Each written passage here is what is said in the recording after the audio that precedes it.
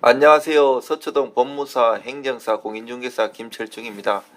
오늘은 구로구 구로디지털 단지역에 있는 그 빌딩 중개 관련해 가지고 갔다 오고 손님하고 식사도 하고 그랬습니다. 그리고 또 부동산 신탁 납세자 변경에 대해서 상담도 했는데요.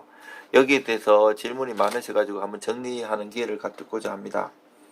그 부동산 신탁 납세자 변경은요, 부동산 신탁 시에 종부세나 재산세 등의 보유세 납세자를 수탁자에서 원소유자로 변경하는 것을 이야기하는데요. 즉 예전에는 각종 보유세를 납세할 의무가 신탁사에게 지워졌지만 이제는 그것이 위탁자로 변경되는 겁니다. 결국 종부세법과 지방세법은 모두 개정되었다는 것을 의미합니다.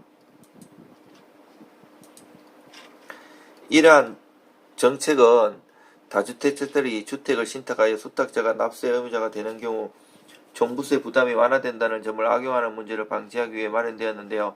신탁이란 믿고 맡긴다는 한자의 뜻 그대로 부동산 관리를 신탁사에 맡기는 것을 의미하는데요.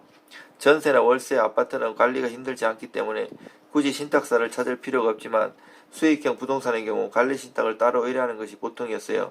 또한 지금까지 관리신탁 사업은 종부세를 회피하기 위한 수단으로 각광받아 온 것이 사실입니다. 세금 납부 의무를 강화하는 조치. 예전에는 관리신탁뿐만 아니라 토지신탁의 경우에도 납세 주체가 개인, 법인 등의 명의자에서 신탁사로 바뀌는 것이 일반적이었는데요.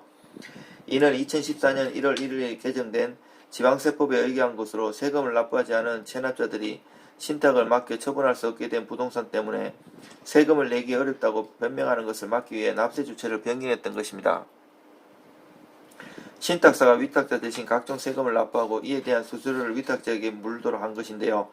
문제는 이러한 조치가 오히려 다수의 부동산을 가지고 있는 사람들에게 세금을 피하기 위한 목적으로 이용되기 시작했다는 것입니다.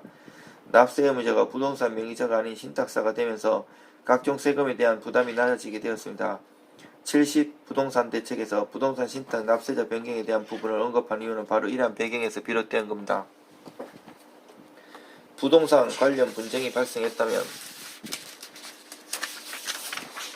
70 부동산 대책에서 발효된 부동산 신탁 납세자 변경에 따라 이제는 신탁을 이용한 보유세 및 종부세 회피 시도가 쉽지 않아졌어요. 다만 70 부동산 대책은 6.17 부동산 대책이 나온 지 얼마 되지 않아 발표되었던 터라 당시 부동산 관련 뉴스에 민감하게 반응하는 사람들의 피로감을 증가시켰던 것이 사실입니다.